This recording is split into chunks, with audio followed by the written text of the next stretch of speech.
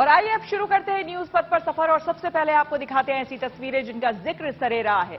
ये तस्वीरें सुर्खियों में भी है और सोशल मीडिया पर भी है। इनसे आपका बाखबर होना बेहद जरूरी है क्योंकि चौराहे पर इन्हीं की चर्चा है। तस्वीरें हरियाणा के यमुनानगर की है, जहां यमुना नदी ने गांव का रुख कर लिया है और लोग मदद के लिए निहार रहे हैं। दरअसल यमुना की तेज धार से यहां तेजी से भूमि कटाव हो रहा है। ग्रामीणों के मुताबिक पिछले 5 दिनों में करीब 200 एकड़ जमीन पानी में समा चुकी है और अभी भी भूमि कटाव लगातार जारी है। ऐसे में लोग किसी भी अनहोनी को लेकर सहमे हुए हैं। हालांकि सेना ने मोर्चा संभाल लिया है और ग्रामीणों के साथ मिलकर भूमि कटाव रोकने के इंतजाम कर रही है।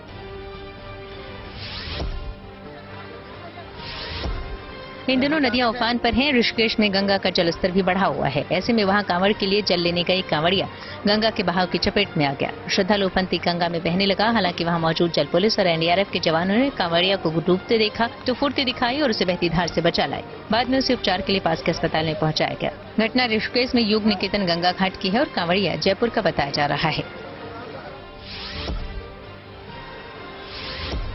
हिमाचल प्रदेश के मंडी का ये पंचवक मंदिर एक बार फिर चर्चा में है। मंडी में पानी का स्तर कम होने के साथ ही श्रद्धालु एक बार फिर से मंदिर में जुटने लगे हैं, लेकिन सिर्फ दर्शन पूजन के लिए नहीं, यहाँ की साफ सफाई के लिए भी।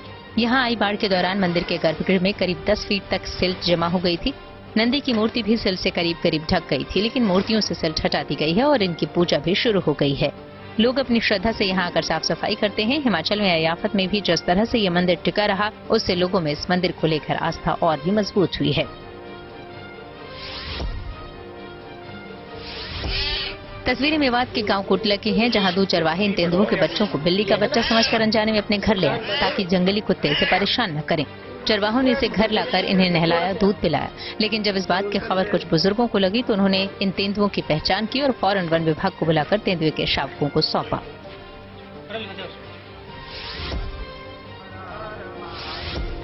टमाटर की बढ़ी कीमतों को लेकर लोगों के विरोध प्रदर्शन की अनोखी तस्वीरें खूब सुर्खियां बनी। सियासत भी हुई और कार्रवाई भी। अब वाराणसी में भी एक ऐसी ही कोशिश को वहां की पुलिस ने रोक दिया। दरअसल अपना दल के हरीश मिश्रा ने एक मंदिर में टमाटर का शिवलिंग बनाकर उसका वैदिक मंत्रोच्चार के साथ पूजन अर्चन और आरती की। पुलिस को खबर मिली तो उन्होंने पूजा रोकने को कहा। दोनों में कहासुनी भी हुई। हालांकि अच्छी बात ये रही कि टमाटर की सिर्फ पूजा नहीं हुई, प्रसाद के तौर पर भी बंटा, जिससे लोग खुश नजर आए। चर्चा चौराहे से अब सीधे रुख करते हैं सियासी ढाबे का, जहां आज की सबसे दिलचस्प खबर मौजूद है। वैसे तो दिल्ली में हालात अच्छे नहीं है, राजघाट डूबा हुआ है, लाल किले में भी बाढ़ का पानी है, लेकिन ऐसे में भी सियासी दंगल जारी है। आम आदमी पार्टी और बीजेपी एक दूसरे पर आरोप प्रत्यारोप का मौका नहीं चूक रहे।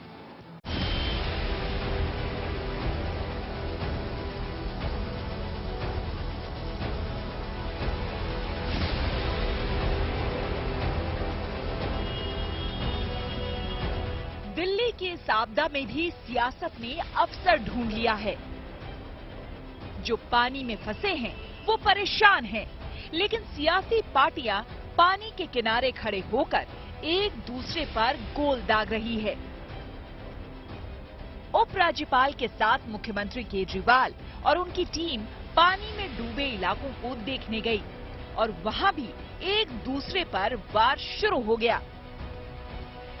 कल प्रधानमंत्री साहब की बात हुई, जैसा आपने मिनिस्टर की जानकारी दी थी, क्या कुछ कहा उन्होंने ये पूछा कि दिल्ली के क्या हालात हैं और क्या क्या एक्शंस लिए जा रहे हैं इसको करने के लिए, और उनका एक मेन कंसर्न ये था कि दिल्ली की जनता को कोई तकलीफ न हो, इस बात का आप पूरा ख्याल रखें। तो हम लोग रात से ही सभी के टच में हैं।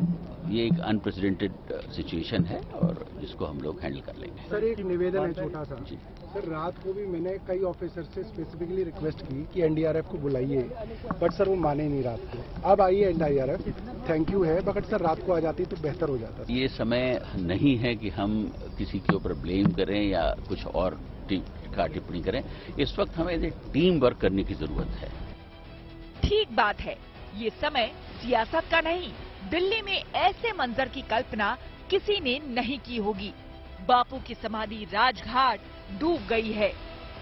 सामने मौजूद लाल किले के अंदर पानी जा चुका है। निगम बोध घाट पर भी जाना मुमकिन नहीं और आईटीओ का ये हाल है कि पूरा इलाका जैसे झील में तब्दील हो चुका है। जाहिर है इस मुश्किल समय में लोग सरकार की तरफ देख रहे हैं, लेकिन दिल्ली में मौजूद दोनों सरकारें एक दूसरे के साथ हिसाब किताब में जुटी है। इसमें किसी का ब्लेम गेम थोड़ी, सारा पानी तो ऊपर से आ रहा है। बारिश तो हुई नहीं दिल्ली के अंदर, एक दिन बारिश हुई थी, उसके बाद तो ये सारा का सारा पानी हिमाचल प्रदेश, हरियाणा उधर से आ रहा है, ये हमारा लोकल पानी तो है नहीं।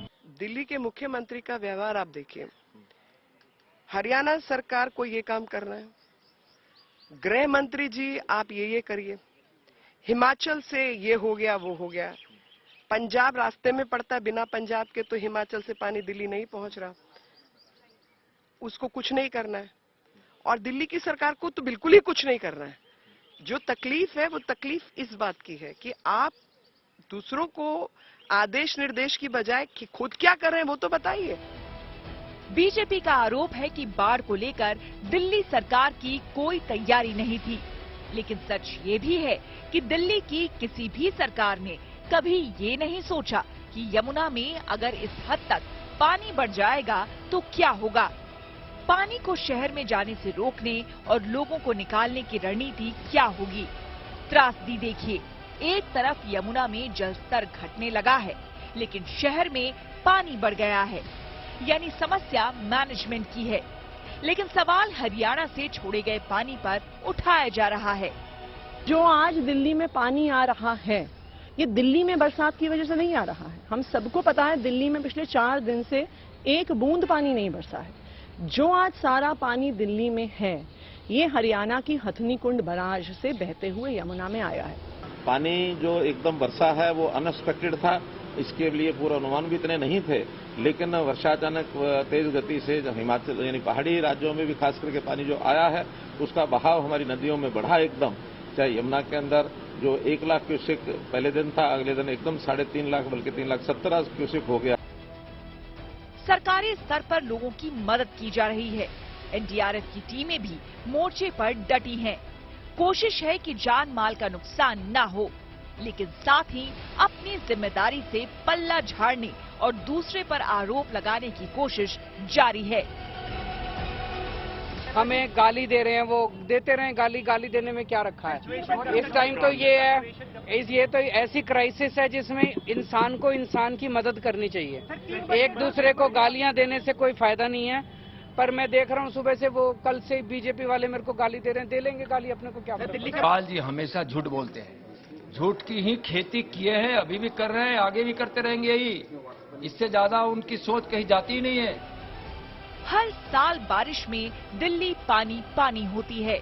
जल जमाव की समस्या का आज तक कोई इलाज नहीं हुआ। इसी तरह हरियाणा से यमुना में पानी छोड़े जाने की वजह से बाढ़ की आशंका भी हमेशा रही है, लेकिन जाहिर है इसे गंभीरता से नहीं लिया गया। आज नहीं तो कल ये पानी उतर जाएगा, लेकिन सवाल है कि क्या सरकारें इससे सबक लेंगी। फिलहाल इसका जवाब नहीं है, क्योंकि सियासी पार्टियों में जुबानी जंग चल रही है। Bureau report, good news today. Maharashtra सरकार में मंत्रियों के विभागों का बंटवारा हो चुका है। जी हां, आइए आपको सीधे लिए चलते हैं न्यूज एक्सप्रेसवे पर, जहां देश से जुड़ी कुछ और जरूरी खबरें कर रही हैं आपका इंतजार। तय समय पर श्रीहरिकोटा के सतीश धवन स्पेस सेंटर से चंद्रयान 3 को सफलतापूर्वक लॉन्च कर दिया गया। इसे चांद की सतह पर पहुंचने में करीब 42 दिन लगेंगे। बताया जा रहा है कि 23-24 अगस्त के बीच किसी भी समय ये चंद्रमा के दक्षिणी ध्रुव पर मैंजिनस यू क्रेटर के पास उतरेगा। चंद्रयान 3 एक लैंडर, एक रोवर और एक प्रोपल्सन मॉड्यूल से लैस है। इसका वजन करीब 3,900 किलोग्राम है। चंद्रयान 3 के सफल लॉन्चिंग पर फ्रांस दौरे पर गए पीएम मोदी ने ट्वीट कर बधाई दी। अपने 2 दिन के दौरे पर फ्रांस पहुंचे पीएम मोदी वहां के बेस्टिल डे परेड में शामिल हुए। बेस्टिल डे को फ्रांस में राष्ट्रीय दिवस के तौर पर मनाया जाता है। पीएम मोदी इस कार्यक्रम में बतौर मुख्य अतिथि शरीक हुए। फ्रांस के बेस्टिल डे परेड में भारत की तीनों सेनाओं की टुकड़ियों ने शौर्य प्रदर्शन किया। 2009 के बाद ये पहला मौका है जब कोई भारतीय प्रधानमंत्री बतौर मुख्य अतिथि इस कार्यक्रम में शरीक हुए। इससे पहले पूर्व प्रधानमंत्री मनमोहन सिंह को फ्रांस से राष्ट्रीय दिवस पर मुख्य अतिथि के तौर पर आमंत्रित किया जा चुका है।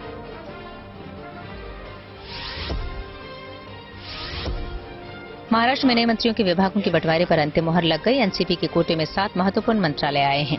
डिप्टी सीएम बने एनसीपी नेता अजित पवार को वित्त और योजना विभाग की जिम्मेदारी मिली है। वहीं शरद पवार का साथ छोड़कर उनके साथ आए एनसीपी नेता छगन भुजबल को खाद्य एवं नागरिक आपूर्ति, धनंजय मुंडे को कृषि और हसन मुशर्रफ को चिकित्सा शिक्षा विभाग दिया गया है। ज्ञानवापी परिसर के सर्वेक्षण वाली याचिका पर 21 जुलाई को फैसला आएगा। वाराणसी की जिला अदालत ने इस मामले में सुनवाई की। दोनों पक्षों की दलील सुनने के बाद कोर्ट ने फैसला सुरक्षित रख लिया है। अब 21 जुलाई को कोर्ट फैसला सुनाएगा कि पूरे ज्ञानवापी परिसर का सर्वे होगा या नहीं।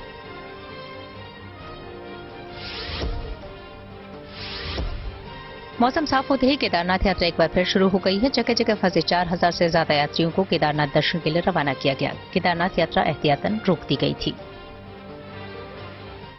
जिंदगी का सफर सुहाना हो, इसके लिए सावधान रहना जरूरी है। रोजमर्रा की आपाधापी में कुछ देर बैठकर सोचना समझना भी जरूरी है कि आपके आसपास क्या हो रहा है और जो कुछ हो रहा है उससे हमारी जिंदगी, हमारा परिवार कैसे प्रभावित हो सकता है। इसलिए हॉर्न बजाकर बाखबर करने वाली खबर जरूरी होती है। और आज की ये खबर बारिश के मौसम में मुंबई की मुश्किलों से जुड़ी हुई है। गुड न्यूज टुडे लगातार ऐसी समस्याओं को आपके सामने ला रहा है जिनका सामना बरसात के दिनों में मुंबई को करना पड़ता है। मुंबई की सड़कों पर जल जमाव से होने वाली मुश्किल आपने देखी है, लेकिन इससे बदतर हालात मुंबई के स्लम्स में होते हैं। गलियों और घरों में पानी भर जाता है और पानी की वजह से गंदगी भर जाती है। झुग्गी झोपड़ी वाले इलाके में सुधार के लिए बीएमसी दावा तो करता है, लेकिन तस्वीर नहीं बदलती। इसलिए जरूरी है कि इस पर हॉर्न बजाया जाए।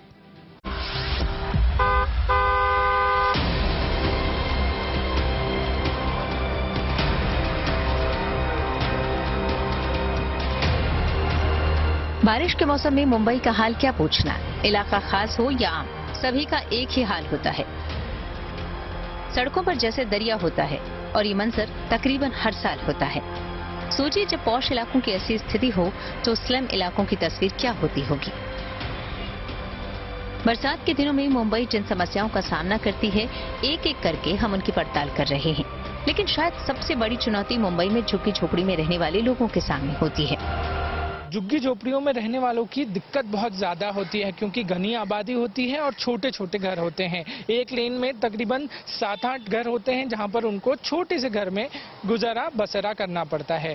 ऐसे में मानसून जैसे ही मुंबई में आता है, यहाँ पर रहने वाले लोगों की दिक्कतें 4 गुना बढ़ जाती हैं। एक तरफ जान का खतरा, दूसरी तरफ जैसे ही पानी बरसता है वैसे ही यहाँ पे घरों में पानी घुसना शुरू हो जाता है। हर साल बीएमसी ये कहती है कि उन्होंने इन लोगों के लिए, जो झुग्गी झोपड़ियों में लोग रहते हैं, उनके लिए काफी तैयारियां की हैं। साफ सफाई का कार्यक्रम जो है वो सामने लाया जाता है। वहीं जो लैंडस्लाइड, जो पहाड़ों में रहते हैं, लैंडस्लाइड से बचाने के लिए इन लोगों को अलग अलग तरीके की तैयारियां की जाती हैं। दीवारें बांधने का वादा किया जाता है, नेट्स लगाने का वादा किया जाता है, बाकी सारी चीजें की जाती हैं। मगर ये सारी चीजें जो है वो पेपर पर रह जाती हैं। जैसे ही बारिश आती है इन लोगों की दिक्कतें बढ़ जाती है। छोटे घर होने की वजह से और नीचे इलाके में घर होने की वजह से पानी जो है वो घरों में घुस जाता है। घरों में घुसने से पानी, सारी चीजें जो हैं इनके लिए अस्त व्यस्त हो जाती हैं और दिक्कतें काफी ज्यादा बढ़ जाती हैं। मुंबई की एक बड़ी आबादी ऐसे स्लम इलाकों में रहती है जहां कई गलियों में सूरज की रोशनी नहीं पहुंचती। पेचीदा घुमावदार गलियों में घरों से लगे हुए घर, जहां एक कमरे में पूरा परिवार किसी तरह गुजारा करता है। वैसे तो इन इलाकों की समस्याएं बेशुमार हैं, लेकिन बारिश की वजह से यहाँ जीना मुहाल हो जाता है। आमतौर पर झुग्गी झोपड़ियां निचले इलाकों में हैं, जहां पानी जमा होते देर नहीं लगती। गलियों के बाद पानी घरों में भर जाता है। छोटी सी गृहस्थी पानी में डूब जाती है। इसके अलावा खतरा बीमारियों का होता है। स्लम जैसे इलाके में जहाँ पे घनी आबादी होती है, बहुत सारे लोग एक साथ रहते हैं, वहाँ पर जब पानी भरता है तो अलग अलग स्थितियों में बीमारी फैलने का काफ़ी ज़्यादा जो है वो रिस्क हो जाता है। वहीं जैसे ही मानसून शुरू होता है, मलेरिया हो, डेंगू जैसी बीमारियाँ हो, वो स्लम्स में होना शुरू हो जाती हैं। इसका सबसे बड़ा कारण है जो बीएमसी वादे निभाती है वो वादे पूरे नहीं कर पाती है, क्योंकि ऐसे इलाकों में प्रिपरेशन करना बहुत ज़्यादा ज़रूरी है। अगर बारिश हो रही है, बारिश शुरू है, बारिश होने से पहले की तैयारियों में जो है मेडिकल कैंप्स की ज़रूरत होती है, दवाइयाँ जो है वो छिड़कना बहुत ज़रूरी होता है, क्योंकि घनी आबादी है। बट ये सारी चीज़ें जो हैं वो सिर्फ वादे ही नज़र आते हैं बीएमसी की तरफ से, और कोई कड़ी कार्रवाई या फिर इनकी मदद के लिए जब इनको ज़रूरत होती है कोई नहीं आता है। झुग्गियों झोपड़ियों की हालत किसी से छिपी नहीं है। बीएमसी भी जानती है और हर साल इसमें सुधार करने का दावा भी किया जाता है, लेकिन नतीजा ढाक के 3 पार। बारिश के मौसम में यहाँ न सिर्फ जल जमाव की समस्या से जूझना पड़ता है, बल्कि यहाँ गंदगी जमा हो जाती है, पीने के पानी की समस्या हो जाती है। मेरे को इधर उधर से भटकना पड़ता है पानी के लिए। कचरे का प्रॉब्लम तो है ही, मेरा घर तो कचरे के बाजू में है, तो मेरे को तो अजीब कचरे का तो बहुत ही दिक्कत है, क्योंकि सब गंदगी मेरे घर में ही आती है। पहले 250 घरों का पानी यहाँ सैंक्शन था बीएमसी से, अभी 650 घर हो गए, तो बहुत सारी पानी की दिक्कत आती नहीं। यार लास्ट स्टेज में तो पानी आप पहुँचता ही भी नहीं। इतना गंदगी भी आता है, तो झाड़ू भी सब निकालता है नहीं, ये झाड़ू वाला आता है, वो भी हम लोग को तकलीफ है, वो हम खुद करना पड़ता है। नहीं हमसे होते तभी भी करना पड़ता ही पड़ता है। मुंबई में स्लम वाले कई इलाके हैं, जैसे धारावी, कोलीवाड़ा, सायन, वडाला और माछीमार। यहाँ लाखों की आबादी रहती है और तकरीबन एक जैसी चुनौतियों का सामना करती है। बारिश से पहले बीएमसी इन बस्तियों के लिए हर तरह के इंतजाम का दावा करती है। साफ सफाई, बिजली, पानी, सभी चीजें मुहैया कराने का भरोसा दिया जाता है, लेकिन हकीकत में ऐसा होता नहीं है। इस साल अभी बारिश की शुरुआत हुई है। जब जमकर बादल बरसेंगे तो देखना होगा कि झुग्गी झोपड़ियों में रहने वालों की मुश्किलें कम हुई हैं या नहीं। बीएमसी हर साल वादा करती है, बीएमसी हर साल प्रिपरेशन के नाम पे बहुत सारी चीजें बताती हैं कि इस साल लैंडस्लाइड्स नहीं होंगे, मुंबई में गड्ढे नहीं होंगे, झुग्गी झोपड़ियों में पानी नहीं भरेगा, सारी स्थिति जो है वो अंडर कंट्रोल है, करोड़ों रुपए लुटा दिए जाते हैं, मगर स्थिति वैसी ही बनती है। मुंबई के इस इलाके में भी यही स्थिति है पिछले 30 सालों से। हर बार कहा जाता है कि इस साल पानी जो है वो नहीं भरेगा, मगर भरता है। दिक्कत ये होती है कि छोटे छोटे घर हैं, छोटी छोटी सकरी गलियां हैं, लोगों को बहुत सारी दिक्कतों का सामना करना पड़ता है। वहीं यहाँ के स्थानीय लोगों का ये भी कहना है कि यहाँ बीएमसी द्वारा साफ सफाई भी टाइम पे नहीं की जाती, जिससे नाले जो हैं वो चौक हो जाते हैं और उसकी वजह से जल जमाव की स्थिति बनती है। वहीं कोई भी ऐसी सुविधा नहीं उपलब्ध कराई जाती जिससे लोगों को कोई दिक्कत ना हो। बारिश होती है, बारिश होते ही सकरी गलियों में पानी भरता है और पानी भरने की वजह से जो है बीमारियां भी फैलना शुरू होती हैं। मुंबई से पारस दामा के साथ bureau report, good news today.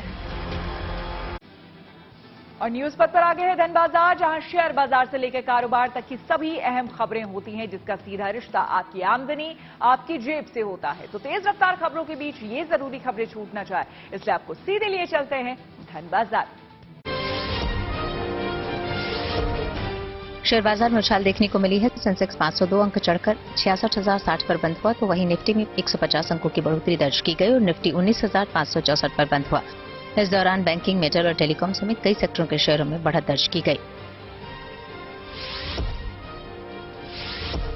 Delhi सराफा बाजार में सोने के दामों में गिरावट दर्ज की गई। सोना 100 रुपए फिसल गया और अब प्रति 10 ग्राम सोना 60,000 रुपए पर पहुंच गया। तो वहीं चांदी के भाव में बढ़ोतरी दर्ज की गई। चांदी 1400 रुपए महंगी हो गई, यानी कि अब 1 किलो चांदी 76,400 रुपए प्रति किलोग्राम पर मिलेगी। जून 2023 में थोक महंगाई दर में बड़ी राहत मिली है। जून महीने में थोक महंगाई दर 4.12% पर आ गई। ये लगातार तीसरा महीना है जब होलसेल महंगाई दर में गिरावट दर्ज की गई है। थोक महंगाई दर जून में पिछले 8 सालों के सबसे निचले स्तर पर पहुंच गई। इसके साथ ही खाद्य पदार्थों की महंगाई दर में भी गिरावट आई है और ये जून में घटकर 1.24% पर आ गई है।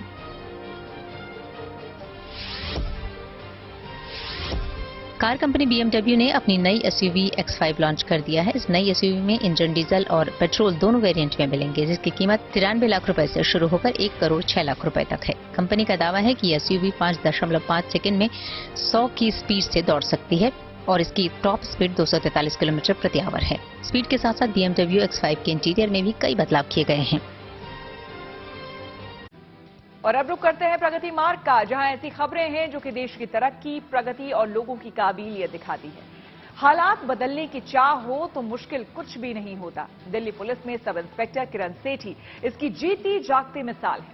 महिलाओं की मदद के लिए पुलिस हर जगह नहीं हो सकती, लिहाजा सेल्फ डिफेंस सीखना जरूरी है। ये बात किरण सेठी ने खुद भी समझी और अब तक करीब 9 लाख महिलाओं को समझा चुकी हैं सेल्फ डिफेंस की ट्रेनिंग देकर।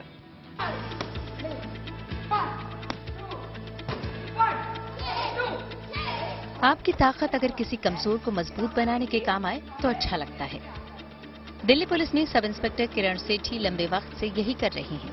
किरण अब तक 9 लाख लड़कियों को सेल्फ डिफेंस की ट्रेनिंग दे चुकी है। नौकरी के शुरुआती दिनों में ही जूडो कराटे में ब्लैक बेल्ट हासिल किया और फिर इसे एक मिशन से जोड़ दिया। मिशन सबको अपनी सुरक्षा खुद करने का आत्मविश्वास दिलाने का। इसमें अब दिल्ली की बदनाम गली GB रोड की महिलाएं भी शामिल हो गई हैं। सब इंस्पेक्टर किरण सेठी अभी तक 9 लाख महिलाओं को सेल्फ डिफेंस की ट्रेनिंग दे चुकी है। इन महिलाओं में अलग अलग उम्र की लड़कियां हैं, वो बच्चियां जो स्कूल जाती हैं और वो महिलाएं भी जो देह व्यापार से जुड़ी हुई हैं। किरण सेठी का लक्ष्य है कि कोई भी महिला कमजोर न रह जाए, हर महिला को सेल्फ डिफेंस आना चाहिए ताकि वो खुद का बचाव खुद कर सके। किरण न सिर्फ यहाँ देह व्यापार में शामिल महिलाओं को सेल्फ डिफेंस की ट्रेनिंग दे रही हैं, बल्कि उनका जीवन भी संवार रही हैं। जो महिलाएं इस दलदल से निकलना चाहती हैं, उनकी मदद करती हैं। मेरा फ्रेंड है, पूनम नाम की लड़की है, तो पहली मुलाकात उनकी वजह से मम्मी से मिली हूँ। वो लेके आए थे, मेरे बारे में बताया उन्होंने, और मेरे को जब उनको देख के मुझे भी मन करा था मैं भी एक अच्छा दुनिया में जाऊं, जीऊं, मैं अपनी मर्जी से कमा के खाऊं। मेरे को भी मन था, पर मैं वहाँ से निकल के मैं बहुत खुश हूँ। अभी मैडम ने मुझे राशन वासन देते हैं और 3 टाइम पेट भर के खा तो सक रही हूँ। रेड लाइट एरिया में काम करती थी क्योंकि वजह था मेरी बेटा, इसकी वजह से मैं काम करी। जिसने बताया किरण सेठी मैम ने हेल्प कर लेगा उसको हॉस्टल वगैरह पढ़ाई वगैरह के लिए, इसलिए मैंने मैम से मिलने थाने आई। मैम ने मुझे समझाने लगी, बेटी आपका बेटा का ही नहीं है लाइफ, आपका भी हम चेंज कर देंगे, बस थोड़ा हमारे पे भरोसा करो। मैं पिछले 12 साल पहले भी मैं भरोसा करके ही दिल्ली आई थी, मैं ऐसे कैसे आप पे भी भरोसा करो। आप हम पे मत करो, हम जो पहने हैं ना वर्दी उस पे भरोसा करो। अब मैं भी आपके जैसा वर्दी हटा के देखो, मैं भी आपके जैसा लेडीज हूँ। किरण न सिर्फ इन महिलाओं की ताकत बन रही हैं, बल्कि इनके बच्चों का भविष्य भी संवार रही हैं। उनके बच्चों को भी मजबूत बना रही हैं। कोशिश यही कि तस्वीर सही मायनों में बदले। कोथल हाउस से एक लड़की थी, वो संपर्क में आई, उसका बच्चा जो था मेंटली रिटायर्ड था, तो पहले तो मैंने 1 महीना उसका पूरा इलाज करवाया और इबास में, और वैसे भी उस बच्चे को मैंने फिर वहीं अच्छी शिक्षा मिले और अच्छा माहौल मिले और उस बच्चे का सही इलाज हो, तो उस बच्चे को वहाँ भेजा। और मैंने उसकी मदर को कहा कि आप, जब मुझे पता चला वो पढ़ी लिखी है और किसी धोखे से वो यहाँ पर आ गई, तो अब वो इस दलदल से जाना चाहती है, तो उस लड़की को मैंने यहाँ से निकाल के नौकरी पे लगवाया, और नौकरी पे लगाने के बाद उसके अंदर एक कॉन्फिडेंस आ गया। दिल्ली की ये लेडी सिंघम सेल्फ डिफेंस की ट्रेनिंग देने में Limca book of world record में अपना नाम दर्ज करा चुकी हैं। उनके पास ताकत और रुतबा दोनों है, जिसका वो सही मायनों में भरपूर इस्तेमाल करती हैं। Anamika Gaur, Delhi, good news today. News पर के सफर में अब सोशल अड्डा पर थोड़ा सा रुकते हैं और आज के मुद्दे पर लोगों की राय जानते हैं। सोशल अड्डा में आज का मुद्दा बेशकीमती टमाटर है। पिछले कुछ दिनों से टमाटर की कीमतें आसमान छू रही हैं। कहीं कहीं तो 1 किलो टमाटर के दाम 200 रुपए के पार चले गए हैं। ऐसे में अब सरकार ने लोगों को सस्ते टमाटर बेचने के लिए राहत भरा कदम उठाया है। सरकार ने दिल्ली एनसीआर में 90 रुपए प्रति किलो के हिसाब से लोगों को टमाटर बेचने की योजना शुरू की है। National cooperative consumers federation of India की तरफ से ये टमाटर शहर में अलग अलग जगहों पर आउटलेट और मोबाइल वैन के जरिए बेचे जाएंगे। दिल्ली एनसीआर की तरह जल्द ही लखनऊ, कानपुर और जयपुर समेत दूसरे बड़े शहरों में भी डिस्काउंटेड रेट पर टमाटर की बिक्री शुरू होगी। सरकार ने आंध्र प्रदेश, कर्नाटक और महाराष्ट्र से 120 से 130 रुपए प्रति किलो के भाव से टमाटर खरीदने का निर्देश दिया था, और यही टमाटर 30% से ज्यादा डिस्काउंट के साथ लोगों को 90 रुपए के फिक्स्ड रेट पर बेचा जाएगा, और इस पर होने वाला नुकसान सरकार उठाएगी। भारी बारिश के कारण सप्लाई रुकने से देश के कई हिस्सों में टमाटर की कीमतें 200 रुपए प्रति किलोग्राम से ऊपर चली गई हैं। देश में टमाटर की पैदावार अलग अलग मात्रा में लगभग सभी राज्यों में होती है, जबकि देश के दक्षिणी और पश्चिमी हिस्से में टमाटर का 55% से ज्यादा उत्पादन होता है। जुलाई, अगस्त और अक्टूबर, नवंबर ऐसा समय होता है जब टमाटर का उत्पादन सबसे कम हो जाता है। बताया जा रहा है कि नासिक जिले से टमाटर की नई फसल की आवक जल्द होने की उम्मीद है, जिसके बाद बाजार में टमाटर के दाम खुद ब खुद कम हो जाएंगे और सभी लोगों को राहत मिलेगी। टमाटर बाजार में क्या भाव मिला आपको? अब टमाटर तो आज हम लिए नहीं, 240 वैसे आप 240 में है। सरकार कई जगह पर 90 रुपए प्रति किलो का टमाटर बेच रही है। आपके पास जो हौज खास की हाट है वहाँ भी 90 रुपए में टमाटर था। कितने लोग को बेच पाएंगे सरकार, कितने लोग को बेच पाएंगे? हाँ, कितना बड़ा खपत होती है। ज्यादा लोगों को राहत नहीं मिल पा रही है। राहत की कोई बात ही नहीं। मंगौड़ी पकौड़ी खाई है और क्या। कई ऐसे स्टोर्स हैं जहां पर गवर्नमेंट टमाटर को बेच रही है और वो 90 रुपए पर केजी है। बाजार में 240 रुपए पर केजी है। अगर उन स्टोर से आप पहुंचते हैं थोड़ी राहत जरूर मिलेगी। अच्छी बात है ये? कोई फायदा नहीं है। कोई फायदा नहीं है। कैसे? 90 रुपए किलो है कहाँ, ये बताओ। बता रहा हूँ आपको कैसे। वो इसलिए फायदा नहीं है कि एक आदमी जब रेस्टोरेंट में जब जाता है तो 2000 रुपए का वो फूड बिल खर्चने को तैयार है, लेकिन अगर 50 रुपए टमाटर महंगा हो गया तो क्या फर्क पड़ता है उससे। अच्छा, लेकिन रोज तो रेस्टोरेंट नहीं जाते हैं ना? सब जाते हैं, कोई नहीं जाता है, छोटे से छोटा। रोज नहीं है, मतलब रोज तो नहीं जाते। रोज नहीं जाते, लेकिन अगर आप एवरेज लगाओ तो उससे कोई फर्क नहीं पड़ने वाला। नहीं, कोई फर्क नहीं। टमाटर महंगा तो कोई दिक्कत नहीं है। कोई महंगा नहीं, कोई दिक्कत क्या है उसको, कोई थोड़ा कम खा लो। 90 रुपए किलो और 240 रुपए किलो में तो बहुत फायदा है, बहुत फर्क आएगा। ऐसी बात नहीं है। अब मैं ही हूँ, मैं गरीब आदमी हूँ, 240 रुपए किलो नहीं अफोर्ड कर सकता, तो 90 रुपए किलो लूंगा मैं। अब गवर्नमेंट जो कर रही है 90 रुपए किलो, हमारे लिए तो कर रही है, फायदा नहीं। भाई साहब, हमने तो 4 दिन से टमाटर खाना ही बंद कर दिया। सबने टोमेटो प्योरी ले आए, 90 रुपए का डब्बा आया है, उसी से काम चला रहे हैं। अमचूर है या फिर नींबू निचोड़ के ही काम चला रहे हैं। गरीब आदमी कहाँ से अफोर्ड कर पाएगा? जहाँ 20 रुपए 30 रुपए किलो मिला करता था, 40 रुपए किलो, 90 भी अभी भी ज्यादा लगेगा। अगर 40-50 रुपए किलो बिके तो हर एक आम आदमी खा सकता है, नहीं तो किसी छोड़ दे खाना। बाकी दूसरे देश अच्छा है, जो जापान जैसे कहते हैं, जो महंगा हो जाता है वहाँ पर खाना बंद कर देते हैं। अभी के हिसाब से 90 भी सस्ता है। अभी के जो 200 रुपए किलो बिक रहा है टमाटर, उसके हिसाब से 90 भी बहुत सस्ता मिल रहा है। जब लेकिन हाँ, ये तो है कि आपको लाइन लगानी पड़ेगी, ये बात तो सही है। 90 रुपए किलो है। व्हाट्सएप में जल्द मिलेगा नया प्राइवेसी फीचर। जी हां, टेक्नोलॉजी से जुड़ी ऐसी ही हर एक जरूरी खबर को जानने और समझने के लिए आइए आपको लिए चलते हैं डिजिटल गली। व्हाट्सएप में अब जल्द ही यूजर्स को फोन नंबर प्राइवेसी का फीचर मिलने वाला है। इस फीचर के तहत व्हाट्सएप ग्रुप में कोई भी आपका नंबर नहीं देखेगा। कंपनी ने फिलहाल इस फीचर को सिर्फ कुछ बीटा यूजर्स के लिए शुरू किया है और टेस्टिंग के बाद जल्द ही इस फीचर को अन्य यूजर्स भी इस्तेमाल कर सकेंगे। अपडेट के बाद यूजर्स को व्हाट्सएप सेटिंग में फोन नंबर प्राइवेसी का नया ऑप्शन मिलेगा।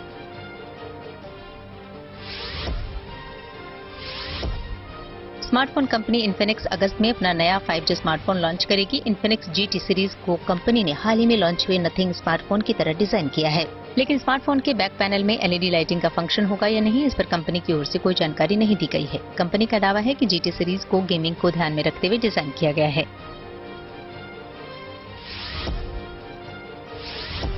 गूगल ने अपने चैटबॉट बार्ड में नए फीचर ऐड किए हैं। नए फीचर के साथ गूगल बार्ड अब हिंदी, तमिल, तेलुगु, गुजराती, मलयालम समेत 40 और भाषाओं में उपलब्ध कराया गया है। यानी कि अब यूजर्स AI चैटबॉट से जो सवाल पूछेंगे उसे वापस सुन भी सकते हैं। इसके साथ ही अब चैटबॉट से इमेजेस भी सर्च कर सकेंगे। न्यूज पथ पर आगे पब्लिक होर्डिंग पर देश में ऑटिज्म से पीड़ित बच्चों के लिए एक अच्छी खबर आई है। एक नए ऐप से बच्चों में ऑटिज्म की पहचान करना अब आसान हो सकता है। आपको बता दें कि दिल्ली में हुई एक स्टडी के मुताबिक स्टार्ट नाम के नए ऐप के जरिए बच्चों में ऑटिज्म का पता लगाया जा सकता है। ऑटिज्म एक ऐसा डिसऑर्डर है जो कि दिमाग के विकास से जुड़ी कई तरह की स्थितियों को दर्शाता है। विश्व स्वास्थ्य संगठन के मुताबिक दुनिया में हर 100 में से एक बच्चा ऑटिज्म से प्रभावित होता है। ऑटिज्म नाम के जर्नल में छपी रिपोर्ट में कहा गया है कि नई ऐप से लाखों बच्चों में जल्द और कम खर्च पर ऑटिज्म की पहचान कर उन्हें सपोर्ट देने में मदद मिलेगी। भारत, यूके और यूएस के रिसर्चर्स ने स्टार्ट यानी कि screening tools for autism risk using technology app का दिल्ली में टेस्ट किया। दिल्ली के कम संसाधन वाले इलाकों में 2 से 7 साल के 131 बच्चों की उनके घर पर ही स्टार्ट ऐप से जांच की गई। इस ऐप में सिंपल गेम्स, सवाल, तस्वीरें और कुछ एक्टिविटीज के जरिए बच्चों में ऑटिज्म की पड़ताल की गई। रिसर्चर्स ने दावा किया है कि इस ऐप के जरिए बच्चों में ऑटिज्म की पहचान करना 78% सटीक रहा, जबकि न्यूरो डेवलपमेंट डिसऑर्डर की पहचान करना 86% सही साबित हुआ। रिसर्चर्स के मुताबिक ऑटिज्म की पहचान बहुत ही ट्रेंड प्रोफेशनल्स जो होते हैं वो करते हैं, जबकि इस ऐप का इस्तेमाल हाई स्कूल लेवल के हेल्थ केयर वर्कर्स कर सकते हैं। स्टडी में शामिल हुए हेल्थ केयर वर्कर्स और परिवारों ने बताया कि इस ऐप को इस्तेमाल करना बड़ा आसान है और बच्चे ने भी खुशी से इसमें हिस्सा लिया। IMF ने एक बार फिर से की है भारत की सराहना। आइए सीधे आपको लिए चलते हैं न्यूज एक्सप्रेस पर, जहां विदेश से जुड़ी कुछ और जरूरी खबरें कर रही हैं आपका इंतजार। भारत के विदेश मंत्री एस जयशंकर ने इंडोनेशिया के राष्ट्रपति जोको विडोडो से मुलाकात की। इस दौरान विदेश मंत्री ने पूर्वी एशिया शिखर सम्मेलन यानी आसियान की अध्यक्षता के लिए इंडोनेशिया को भारत का समर्थन जताया। आसियान देशों के विदेश मंत्रियों को संबोधित करते हुए जयशंकर ने कहा कि इस मंच के जरिए हिंद प्रशांत की संप्रभुता और क्षेत्रीय अखंडता के सम्मान के लिए प्रतिबद्ध होने की जरूरत है।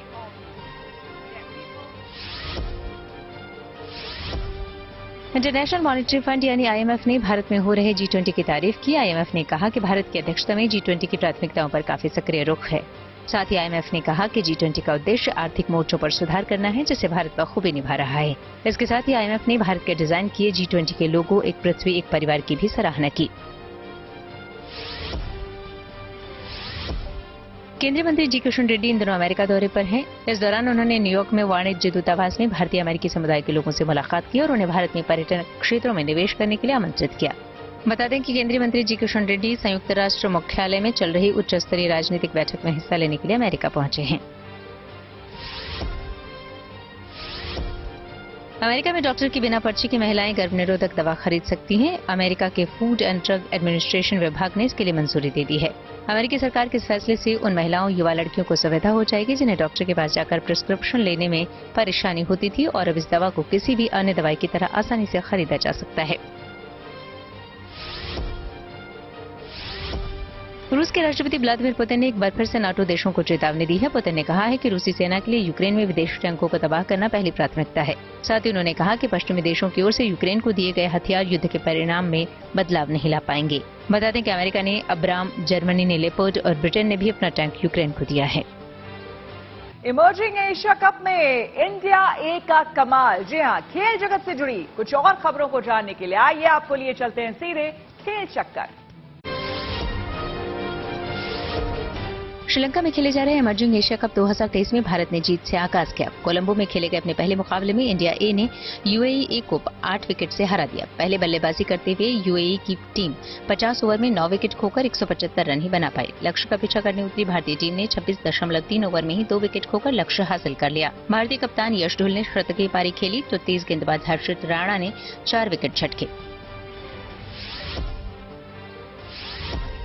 थाईलैंड में 25वीं एशियन एथलेटिक्स चैंपियनशिप में तीसरे दिन भारतीय एथलीटों ने 3 मेडल जीते हैं। गोला फेंक मेंस में तेजिंदर पाल सिंह ने गोल्ड जीता तो पारुल चौधरी ने 3000 मीटर स्टीपल चेज में भारत के नाम गोल्ड किया। इसके साथ ही शैली सिंह ने लॉन्ग जंप में सिल्वर मेडल जीता है। भारत एशियन एथलेटिक्स चैंपियनशिप में अब तक कुल 9 मेडल जीत चुका है।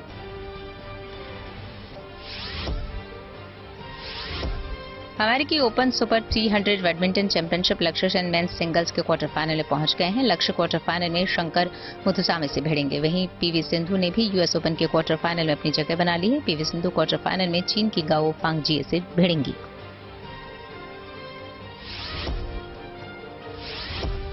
महिला भारतीय क्रिकेट टीम और बांग्लादेश के बीच 16 जुलाई से वनडे सीरीज का आगाज होगा। 3 मैचों के सीरीज का पहला मुकाबला मीरपुर के शेरी बांग्ला स्टेडियम में खेला जाएगा। इससे पहले बांग्लादेश के खिलाफ 3 मैचों की T20 सीरीज को भारतीय महिला टीम ने 2-1 से अपने नाम किया था। तो इसी के साथ न्यूज पथ पर मेरे यानी कि श्वेता झा के साथ आज फिलहाल इतना ही। देश दुनिया की तमाम पॉजिटिव खबरों के लिए आप देखते रहिए गुड न्यूज टुडे।